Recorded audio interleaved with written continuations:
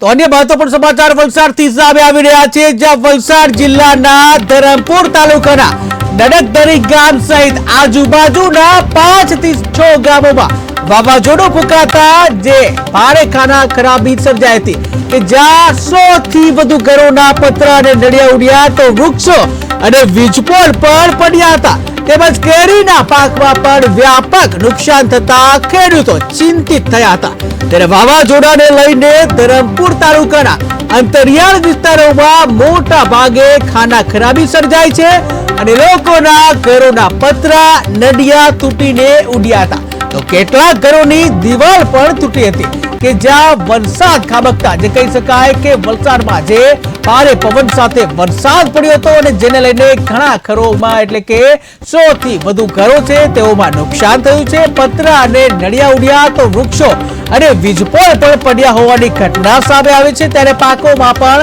વ્યાપક નુકસાન થયું છે, જેને લઈને ખેડૂતોની ચિંતામાં વધારો થયો છે। ત્યારે અંતરિયાળ વિસ્તારોમાં મોટા ભાગે ખાના ખરાબી સર્જાય છે, તો લોકોના ઘરોના નળિયા પતરા જે તૂટીને ઉડ્યા હતા, ત્યારે કેટલાક ઘરોની દિવાલો પણ તૂટી હતી।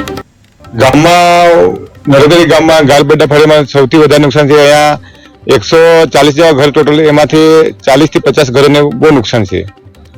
ઘરોને નુકસાન વધારે પડતું ને કેરીના પાકને વધારે। જે કેરીના પાકને તો એટલું નુકસાન કે બધા જ કેરીના નીચે પડી ગયેલા પવનને કારણે, અને વરસાદ બી ઘણો આવ્યો અને પવન બી બહુ ઘણો, એટલે જે કેરીને જે નુકસાન થયું ને, એટલે જે કેરીને આધારે જ એ લોકોને જીવન।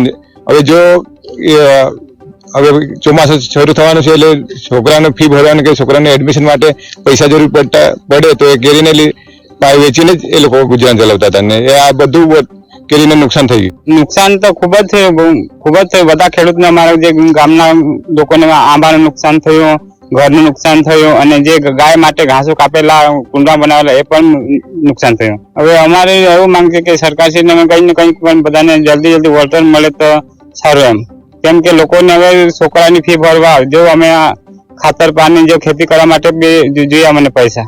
કાલે સાહેબ ખરા ને વાવાઝોડા આવી ગયા, એટલે ઘરનો સત્યનાશ અમે જાતે મહેનત કરીને થોડા ઘણા કરીને બનાવેલો, હવે પૂરો થઈ ગયો, તો હવે તો મહેનત કેવી રીતે કરે, બધી કેરીને એવું નાશ થઈ ગઈ, ઘાસને બી નાશ, એ ઘરમાં તો દિવાલ બી તૂટી ગઈ, ને બારીને બધા તોડીને ફાટખાટ કરી લીધો, પથરા બી 20 થી 30 ફૂટ લઈને રાખી દીધો।